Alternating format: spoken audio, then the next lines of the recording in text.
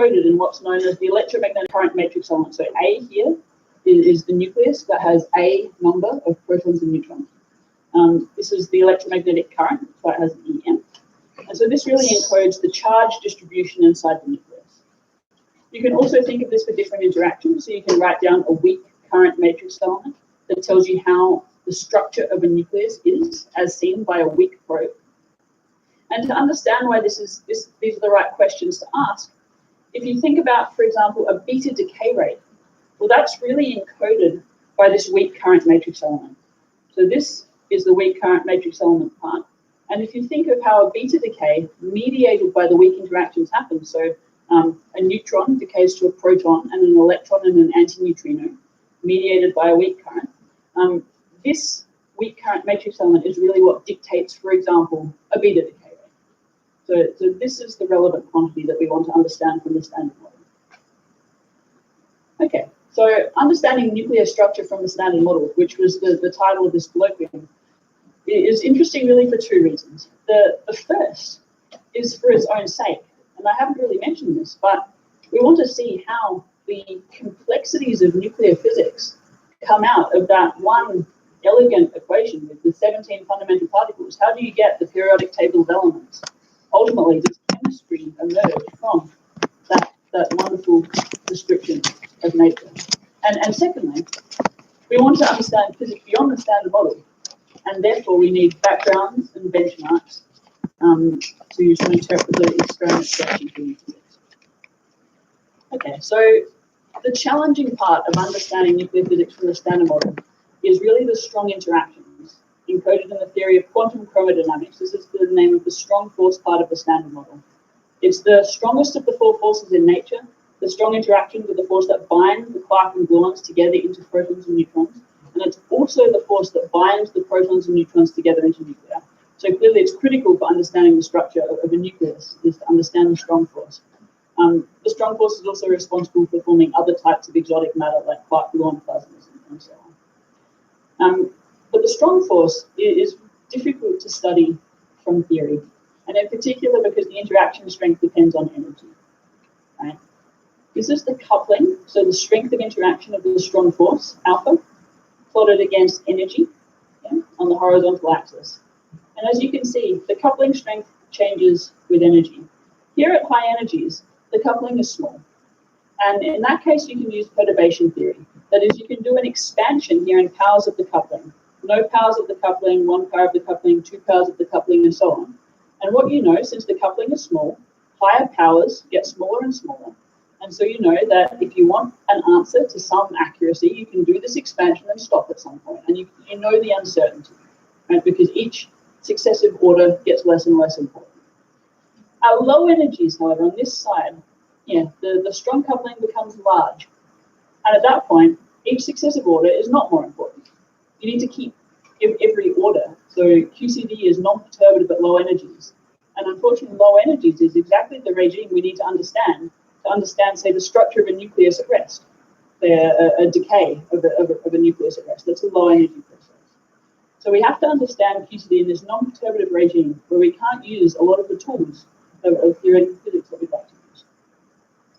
So the only way we know how to study QCD in this regime is numerical.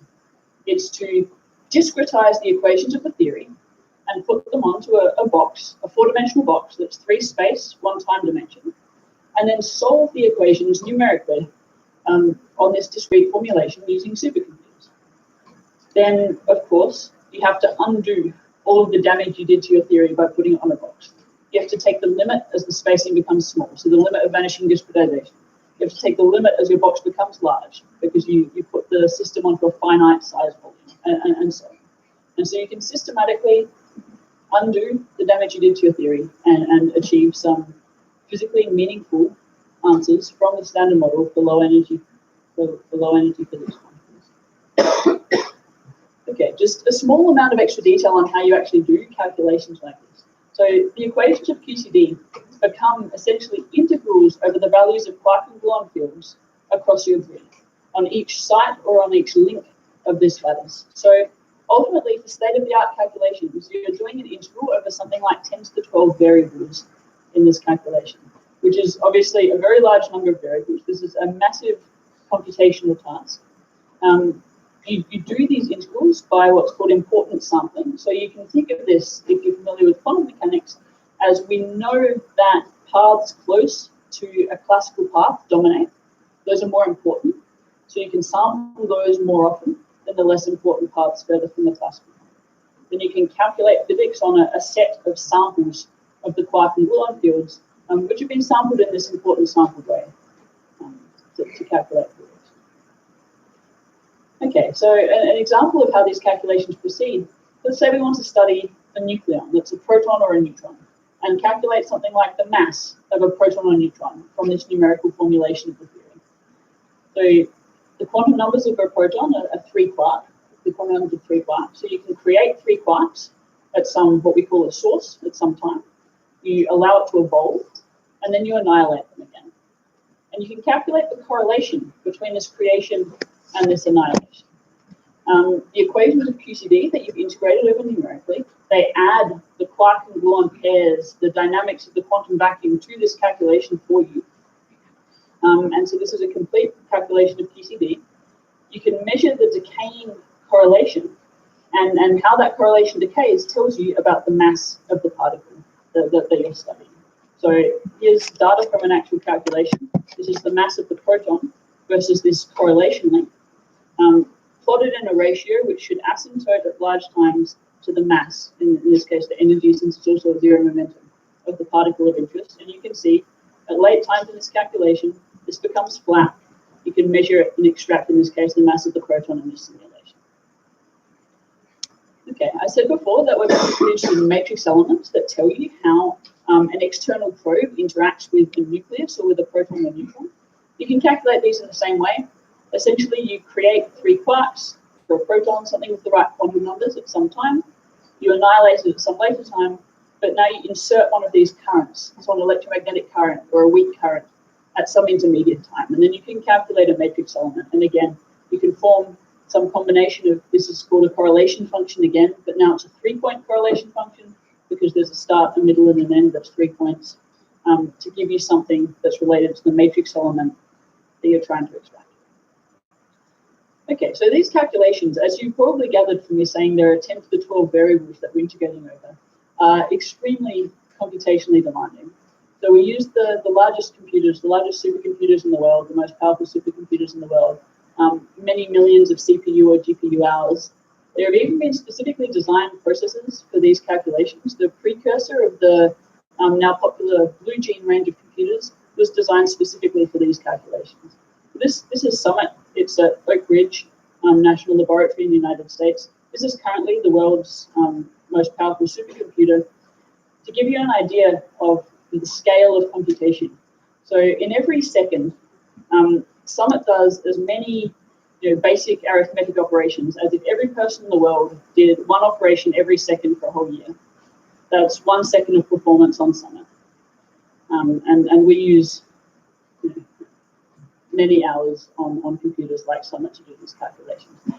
Roughly, the calculation that I'll show would take me roughly 10 to 20,000 years on my laptop that's sitting here. Okay, so there's some examples of the successes of this approach.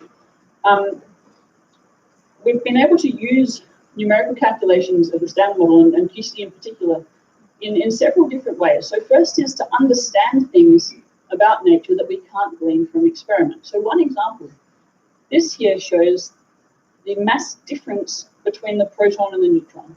So this is a very small mass difference, but it's critically important, right? The neutron is ever so slightly heavier than the proton.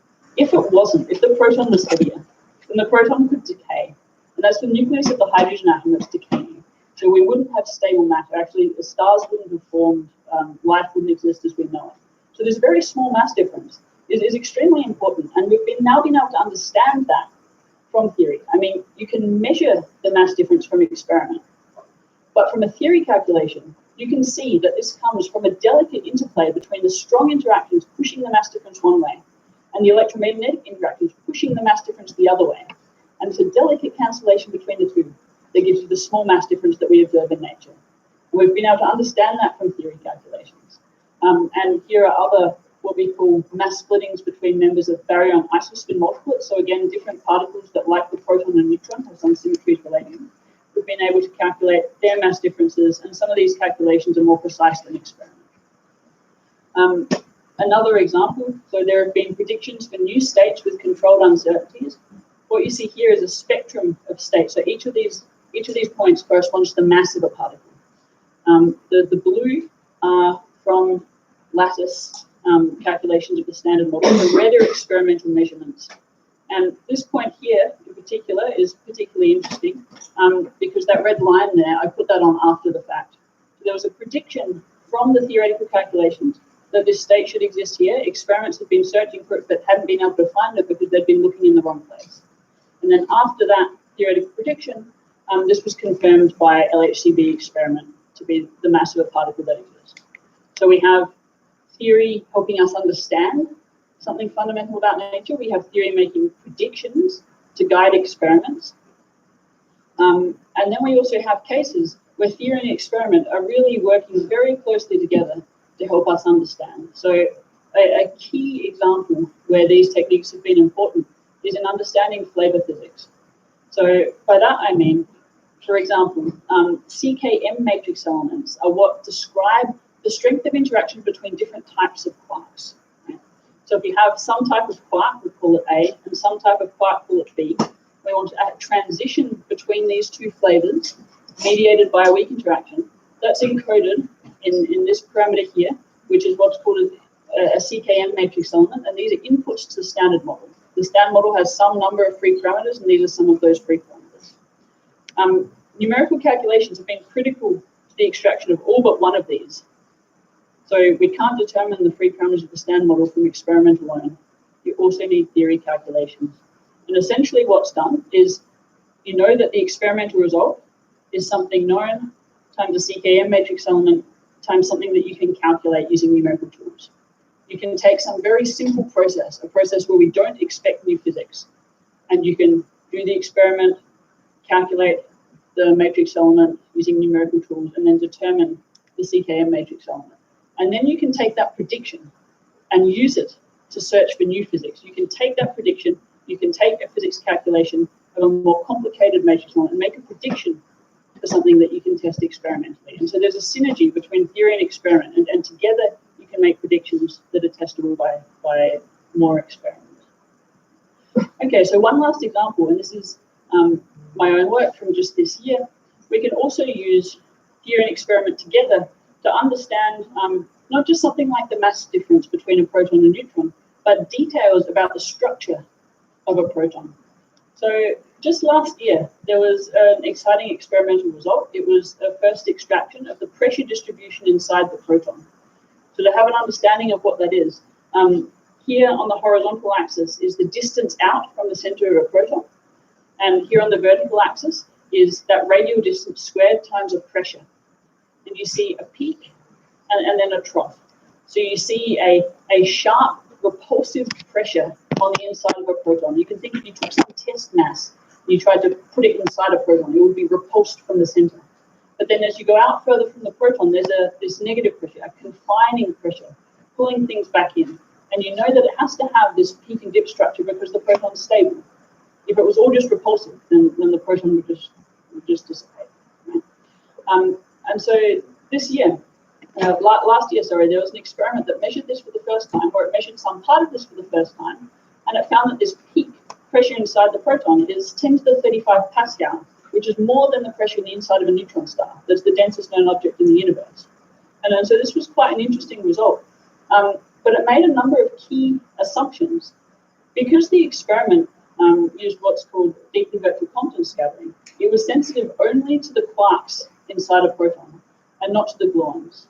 So to get this result, they had to assume that gluons inside a proton are just the same as quarks and make the same contribution to the pressure distribution, which is, since there was no additional information, that's about all you can do, because from experiment, the gluon contributions are much harder to measure, essentially because gluons don't couple to protons. Gluons don't couple to an electromagnetic probe. So the distribution of gluons inside a proton is much harder to get at. So this year, we were able to do a calculation from theory that tested the assumptions that calculated the missing gluon piece of the pressure distribution that we could then add to the experimental part to make the first complete determination of the pressure inside a proton, and moreover suggest the kinematics needed by future experiments to actually test our predictions experimentally. And really, one of the key results is that the difference between the blue here and the red is the difference from adding gluons to a calculation of the pressure distribution. And you see that here in the tail, the gluon contributions really makes the proton bigger. It shifts the pressure distribution out, and it extends the region over which the proton's pressure is non-zero significant. So again, another example of how using theory and experiment together, we're able to understand some fundamental questions about protons, neutrons, and their structure. So it's really complementary. We're using both theory and experiment to understand the structure of matter. Okay, so coming now to the question I started with at the start, what about nuclei? Understanding the structure and interactions of nuclei from the Standard Model. This is hard. So the examples I gave before were in the golden age of computation for these sorts of problems, where we're having calculations with completely controlled uncertainties, where you can say set a prediction for an experiment and then go test that prediction.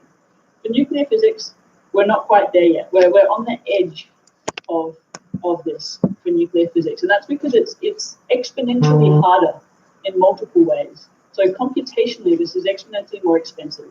The statistical uncertainty grows exponentially as you add protons and neutrons. Also, the complexity of the calculation grows factorially. So not only are the calculations getting harder, but you have to do more of them to get the same precision result. So this is extremely challenging. And over the last 5 years or so, with this collaboration of people, the Nuclear Physics from Lattice QCD collaboration, we have a handful of faculty and a handful of postdocs. We've started to tackle this challenge. So in 2013 was the first calculation ever of the masses of light nuclei from the Standard Model of particle physics. And so in the last few years, we've been studying QCD, so the theory of the strong interactions, but with one slight change. We've been working in a world where quarks are heavier than they are in nature. So the proton's heavier, nuclei are heavier, and the reason is that computation is much cheaper in that world. So we've done calculations where the nucleon is almost twice the value of the nucleon mass in nature, and slightly lighter than that. And this year we're running the first calculations with physical values of the quark masses, but we don't have results yet. So we're really on the edge of being able to connect these results directly to an experiment. But we can still learn non-logically interesting things from studying nuclear physics from the Standard Model. For nuclear physicists in the audience, just an example of what happens when you think about nuclear physics with much heavier quarks. You still get a spectrum of nuclei. So here's a deuteron, a dineutron, helium-3, helium-4, and so on, that look much as they do in nature, but everything's bound slightly more deeply. So the deuteron binding energy here is about 20 MeV as opposed to a few MeV in nature. So you get more deeply bound nuclei. Okay, so some highlights of the last few years of this program are understanding proton-proton fusion from the Standard Model for the first time. That's the nuclear reaction that powers the sun and other cooler stars, the conversion of hydrogen to helium through the proton-proton fusion chain reaction. And we were able to, for the first time, understand the proton-proton fusion rate from the same theory that lets us understand the structure of a single proton. And then similarly, some of the nuclear reactions in the early universe, NP to D gamma, neutron, proton, forming a deuteron and a gamma particle, which was the first reaction in the first seconds after the Big Bang. We were also able to study that from the Standard Model. But I'm going to focus on double beta decay and scalar matrix elements as relevant for dark matter detection. I'm advertising the gluon structure of light nuclei because I'm really excited about it, but I don't have time to talk about it, so we could talk after the talk. Okay, so coming to some of the ways in which the Standard Model is clearly not complete. Let's think about neutrino masses and the matter-antimatter asymmetry in the universe. So one class of explanations that could explain both the masses of the neutrinos and the matter-antimatter asymmetry in the universe are what's known as seesaw mechanisms. Essentially, you say, Well, the standard model is not complete. There's a whole extra class of neutrinos. And these are additional neutrinos. If you have two types of neutrinos, you can diagonalize a mass matrix to naturally get very light neutrinos, the ones we see, and very heavy neutrinos, so heavy that we wouldn't have produced them in an experiment, and that's why we haven't seen them. The reason this is interesting is, firstly, it gives us a mechanism for the very light neutrino masses that we see. It makes them natural. Secondly, this requires that neutrinos, their own antiparticles, that's called Majorana particles. This implies that lepton and baryon numbers can change, which gives you a possible explanation of the matter-antimatter asymmetry in the universe. So this would be a neat explanation. It ties up the neutrino masses with the matter-antimatter asymmetry in a nice package. And it's an explanation that makes one prediction. It says that neutrinos, their own antiparticles. Okay, that seems like something testable. This is a question. Are neutrinos their own antiparticles in nature? This is a fundamental interest in its own right. So for charged particles, of course, this is not a question. The electron's clearly not its own antiparticle. The positron has different charge. These are not the same thing. For neutral particles, this becomes more of a question. And in an introductory quantum field theory course, you will have seen, or you might see in the future, different types of encodings of chargeless particles. Something that's known as a Dirac, in this case, a Dirac neutrino, or a Dirac particle that's not its own antiparticle, or a Majorana neutrino that is its own antiparticle. So the question is, can we tell which one we have in nature? Right? So the only way we know to look at this experimentally is through a process known as double beta decay. So certain nuclei allow double beta decay, which is exactly what it sounds like. A single beta decay is a neutron going to a proton, an electron, and an antineutrino. Right? A double beta decay is that happening twice at the same time. This is the rarest standard model process that has ever been measured. It's seen experimentally. It can happen when you have situations like this. So these are different nuclei. This is germanium, this is arsenic, and this is selenium. And you can see that the mass here for a single beta decay from germanium to arsenic, this transition is suppressed because the mass difference goes a long way. Right? The double beta decay is more energetically favorable from germanium directly to selenium than the single beta decay to arsenic. And so these are the sorts of situations where you might see a double beta decay. Okay, but if the neutrinos is its own antiparticle, then if you have a double beta decay happening, we have two beta decays at the same time, two antineutrinos hanging around. Antineutrinos are the same as neutrinos, then they can annihilate, right? They're their own antiparticle. And so then you can have a process like this, where the neutrinos annihilate, you only have two electrons coming out. We call this neutrino-less double beta decay. You have a double beta decay with no neutrinos. And if you see this in an experiment, then neutrinos are their own antiparticles. Right? Then you've learned something fundamental about neutrinos. So there are massive experimental efforts, of course, searching for neutrino-less double beta decay. There are the current limits on the half-life is something like 5 times 10 to the 25 to 10 to the 26 years. What you're looking for is, in some arbitrary units, if you look at the energy of a double beta decay, so you look at the summed beta energy, that's the electrons coming out of the interaction, the summed electron energy over the decay process energy. If you have neutrinos, the neutrinos escape your detector. You don't measure their energy.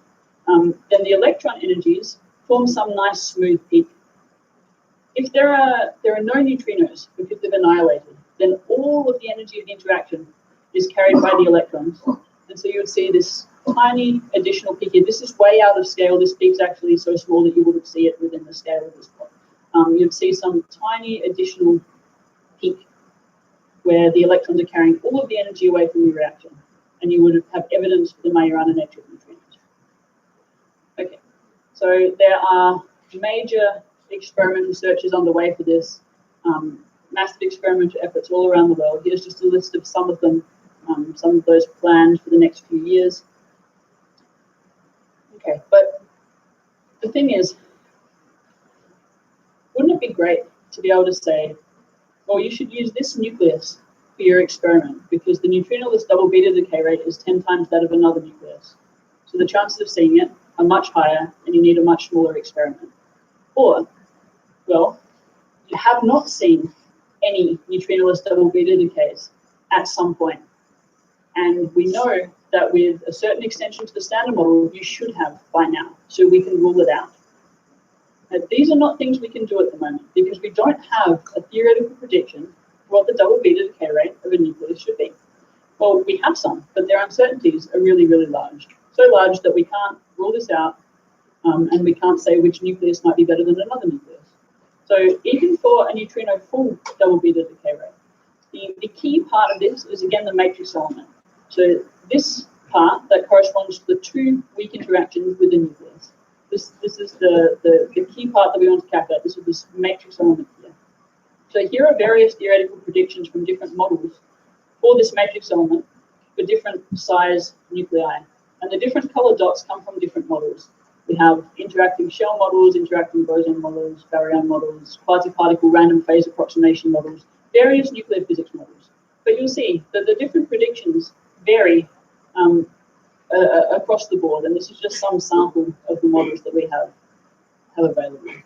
So at the moment, we don't have good predictions, and if we can't make predictions of this in even the case of allowed beta decay, where we can measure it and test it, then we can't trust predictions for neutrino-less double beta decay, where we'd really like theoretical input to inform experimental searches. Okay, so in the last few years, actually this was just last year that we did this, we were able to calculate the key part of a double beta decay. That's the neutron-neutron to proton-proton transition. Remember, each beta decay is a neutron goes to a proton, electron, and antineutron. So we're able to calculate this part of the transition from the standard model. And the really key part here is that we were able to separate two different contributions. So the first being from essentially two single beta decays. You have one beta decay, then you have the other. Now, this sort of contribution is something that you can constrain from experiments that measure just single beta decays. What you can't constrain, other than when you've measured the double beta decay, is the short distance piece, the true two-body effect that's not coming from an intermediate step via one single beta decay. And so in our recent calculation, we were able to determine this. We found that it was significant, previously completely unknown. And so we were able to really quantify these nuclear effects. So the caveat here is that I said these calculations have uncontrolled systematics at this point. And so that's to be determined. We need to control those systematics to make this a complete prediction. Okay, so one other example of where these calculations for nuclear physics are making an impact is in understanding dark matter. So, of course, as I said at the start of the talk, we have abundant evidence for dark matter, which is a much larger slice of the energy density of the universe pie than normal matter, which is everything described by the standard model. And we have many, many models for what dark matter could possibly be.